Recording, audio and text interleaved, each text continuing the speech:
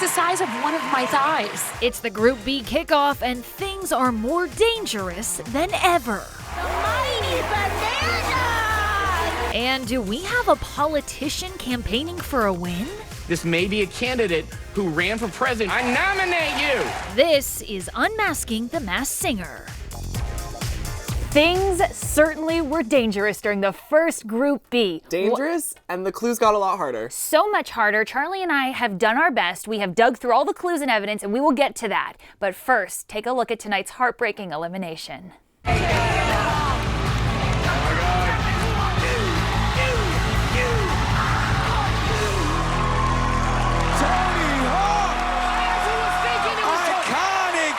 and legendary skateboarder. Truly an icon. A legendary skateboarder, like they said, and one of the last people I would expect for them to get to do the show. Truly so difficult. Like, I went through so many names before I finally got to, could this be Tony Hawk? I mean, did you think it was him? What led you to feel that way? There were a few clues that pointed to someone who wasn't from performing or singing, definitely, but I don't think I ever pinpointed it directly to be Tony Hawk. Okay. I did. We were in the newsroom doing a little dishing. Let's get right into it and dissect some of these clues tonight. So right off the bat, let's take a look at this costume that we're seeing there. Can we pull up that elephant costume one more time? You can't, well, I guess.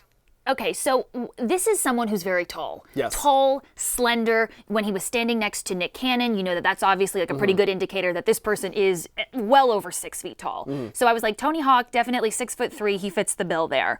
My other big tip was that bicycle poster. So when we saw the clue package and he was rolling through the town and there was a poster of the bicycle kind of cemented up on the wall.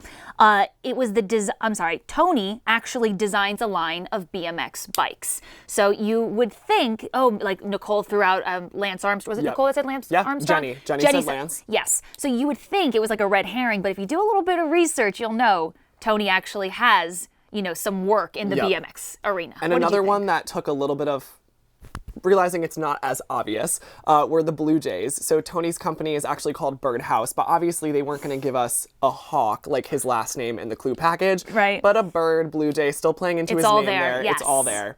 What other ones did you have for him? The other one was the Christian's Art Supply poster that we saw, or not poster, kind of sign up on the wall there. So this is kind of a stretch, but this is what I found. Okay. Christian Slater, the actor, he interviewed Tony for Hero magazine in 2016, and Tony revealed that he's the first person to ever skateboard in the White House, which kind of piggybacks on another clue. Tony said that the elephant said he paraded through White Houses. So both of those things, like the Christian, the White House, I was like, I feel like there's enough here to be Tony Hawk, and sure enough it was. Sure enough it was, and one more that I pointed out, we heard him say in the clue package canvassing park benches, and we saw them kind of doing jumps and tricks off various park benches in the clue package. Yes. Obviously alluding to skateboarding tricks that you would do on a sidewalk or a bench or jumping off something. Precisely. So as we're going through, who we think, we're of course listening to who the judges think. And in our weekly segment called Reality Check, you guys know we love to give a little friendly dose of reality to the wackiest, perhaps, guess of the week. Yeah. And of course, shocker, it goes to Ken Jeong. Take a listen. We're talking about White House as a clue. This may be a candidate who ran for president who recently dropped out of running for the White House. Wait. Hear me out. Better Work plays bass and drums in a punk band. No. And he's Better Work has a cure for America, and I love that song choice. So Better Work, I nominate you. Jenny just shaking her head in disapproval. Correct. Truly. Robin straight up just like, no. No, not Looking at at all. Ken like, absolutely not. I would love to see a politician do this show. Look, politicians are now doing Dancing with the Stars. Why not try Get the them on Masked Singer? They might as well sing for us. Yes. Well, we do have 5 contestants left, so this is who we'll be seeing for the rest of the night as well as next week. But on top of that, we asked you guys on Twitter who you were most excited for tonight in the performance, and it leads with the frog and the taco. The elephant was still pretty high up there. Sadly, he is gone, and we will not be seeing more of him. But our first performer certainly gave us an unforgettable performance. Take a look. Fresh new kicks and bands, you gotta like that. Now you know you wanna dance, so move out of your seat. Get a black girl and kiss this beat while it's rolling. Okay, so right off the bat, let's just establish this is the hardest group of clues that we've had to dissect yet. Yes. So this was really challenging. This is obviously someone who can sing, can certainly dance. And my best guess for this one is going to be Bow Wow. What do you think? Online, I was looking on Twitter while the show was airing, and people were very, very adamant on it being Bow Wow as well. What kind of solidified it for you? Okay, so a couple things. Let's start with the clue package. So we saw a doggy bag, some leftovers. So I was like, are those donut holes? I was like getting a little too deep with it. And quite literally, that's a doggy bag, which is the name of Bow Wow's second album. Of course, the name relates back. Bow Wow. Okay, you got it. All the dog puns are there. We also saw the Atlanta Olympics poster. So again, they're trying to, I think, make us think it could be an athlete or someone maybe who performed at the Atlanta Olympics. Well, Bow Wow is actually from Ohio, but if you know him and you're a fan of his career, he has championed Atlanta very, very much so. I mean, he's mentored by Jermaine Dupri, who is practically synonymous with Atlanta, and he's also on the show Growing Up Hip Hop Atlanta. So he's definitely got strong Atlanta ties. The other big clue was the radio mic with some dollar bills. We saw a 100, a 5, and a 6. Add all that up, you get 106. Bow Wow was a former co-host on 106 in Park.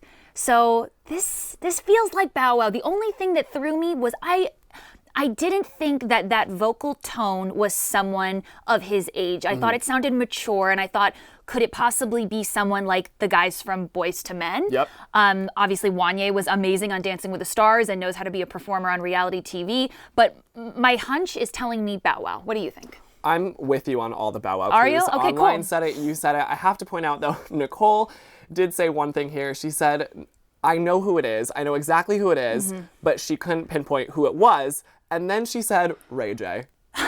I'm not getting Ray J here. No, especially Ray J has such a distinct tone to his voice. Yeah. I feel like every time he comes on the radio, you immediately know it's him. This was someone I really didn't quite recognize. It took me dissecting the clue package to kind of work backwards. Yeah. Well, our next performer gave us a perfect song choice. Check it out.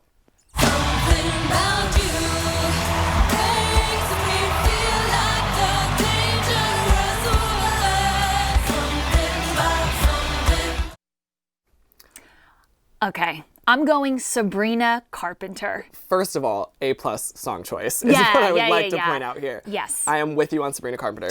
Okay, so a lot of people on social media are thinking it's someone from Fifth Harmony or possibly even Ariana Grande herself, which that wouldn't be very fun, would it? Listening to her. Yeah, it's definitely not Ariana Grande. Let's go back to Sabrina Carpenter. She's an actress. She's a singer.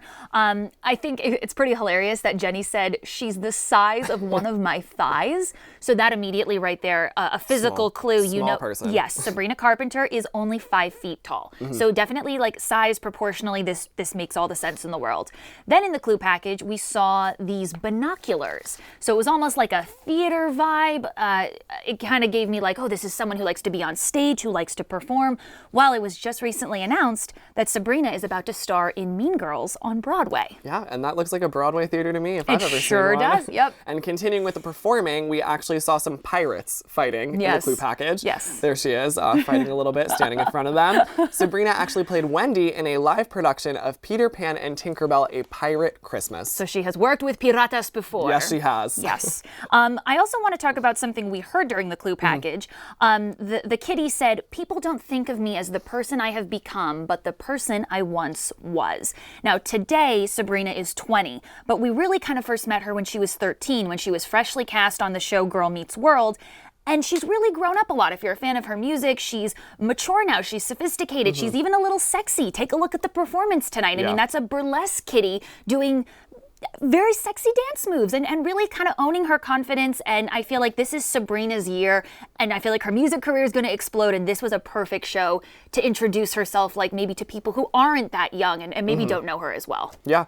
It's a burlesque kitty. That is something you can only hear us say on The Masked Singer. Masked Singer. There was one more clue, though. I believe we have it. It's a shattering rose.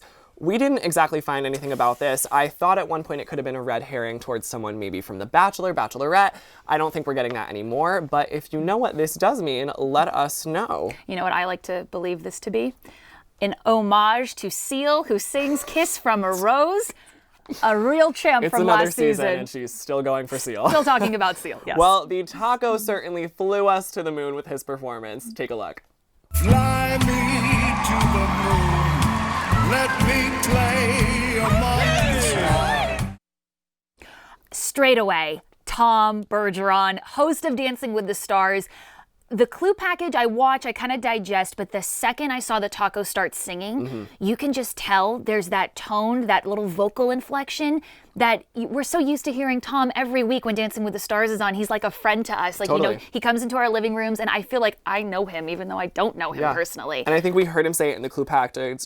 He's a comforting part of our lives and has been for decades. And that's why we recognize this voice right away. 100%. Now, we did a little digging on Twitter. Can we throw up the photo of Tom hanging out with his taco apron on? Yes. I mean, do we need more proof than this? The guy is a bona fide taco fan, and here is actual photo evidence of it. And if that wasn't enough, we saw VHS tapes in the clue package. I believe that is obviously throwing a nod to America's Funniest Home Videos. Yeah. Again, somewhere you would recognize his voice hearing it every night from watching that. 100%. And then we also saw an anchor kind of situated on top of a plate there in the kitchen. I think they're trying to make us think, is this someone who has a nautical tie? Are they a sailor in their spare time? No, I think quite literally Tom is the anchor of Dancing with the Stars and America's Funniest Home Videos. And he has anchored one more thing as well. We saw a Rubik's Cube. Now, this one may be a stretch, but I'm sticking with it. No, I like it. Okay, Tom hosted the revival of Hollywood Squares. Those are literal squares. Yes, and that looks like the layout of what the set would look like as well. Exactly.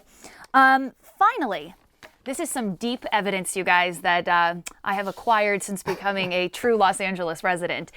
In the clue package, we see the taco running through a parking lot. Yeah, here he is sprinting through a parking lot. You guys, that is literally the parking lot at the CBS lot here in Los Angeles. Those apartment complexes have an arrow on at the bottom of it that I used to go to all the time. So as I saw this, it's like this is where Dancing with the Stars is filmed. Yeah. The Masked Singer crew literally brought their cameras to Tom's place of work, and there he is sprinting out of the office. A taco sprinting in the parking lot. I love nothing more. There was one clue, though, that online you guys were saying it could be swaying towards someone else. We saw a San Francisco trolley. There it is. And a lot of people on Twitter were saying it could be Bob Saget. Nope, red herring. I'm calling it right now. Red herring. They want us to think it's like a Full House nod or something like that. This vocal tone, it is going to be really hard to argue with me that it's anyone other than Tom Bergeron. And Nicole made a great guess. I just have to point it out here.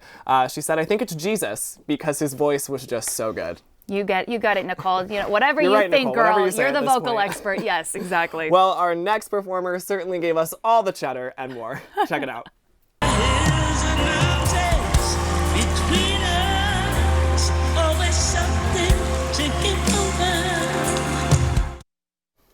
Legends only on The Masked Singer. The Masked Singer is reaching truly for icons. Yeah. We unfortunately said goodbye to Shaka Khan last week. Way too early. Way too early, but I'm going to go ahead and say this is another legend, Dionne Warwick. You and Robin both agreed on this one. Yeah, Robin got it, and then I started to work a little backwards, and a lot of things were pointing towards Miss Dionne. So let's cue up the clue package here. We saw kind of like a football, I'm sorry, I'm no sports expert, a football play written on a whiteboard. So it says bang, bang formation.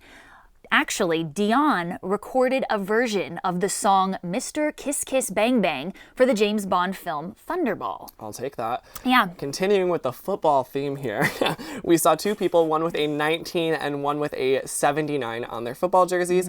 Obviously, we would immediately think 1979. Right, someone born in that year. What is the significance? Well, Dionne is currently 79 years old, and she actually began her career in singing at the age 19. I mean, a queen to be 79 years old. And still singing. Crushing it, like truly, like these vocals. It was just so, the hair on my arm raises because she's just such a living legend, and we are blessed to have her on The Masked Singer, if it is her. If it is her. The last clue that I want to point out are these gold pom-poms. So at first I was thinking, oh, it's probably someone who either loves gold jewelry or has a lot of gold records or a lot of Grammys, but quite literally, Dionne sang the theme song for the 1980 variety show called Solid Gold. Gold. So there's lots of gold everywhere. And like we said, Robin threw out Dionne's name, and Nicole actually said Darlene Love, who is another legend we may see eventually on the show. And we threw her name out last season. We thought she was possibly the Christmas tree. Yes. So very exciting stuff. Well, next up, I think I'm getting a call, Deidre. Is Oh. that... Wait, I think someone's calling me as well. Who is that? I think it's the banana. Well, our next performance is certainly appealing. Check it out. Little less conversation, little more action, please. All this aggravation and satisfaction in me. We said the clues were getting harder, and this is the true stumper. Is it too premature to reality check ourselves? Yeah, forever, whatever we're about to say, we will regret. You know, it's too early in this group for us to throw out a true name or to attach a name. We have a lot of theories or guesses, but there's not someone that I feel confident enough in this information and in their in their performance to attach to a name. So I don't know. You want to kick us off here? We saw a few clues that were obviously supposed to be pointed out. So we saw a cowboy hat at the start of the clue package. People online were thinking maybe someone of the country genre. Sure. I didn't really hear country in the voice. No. We also saw a blowfish.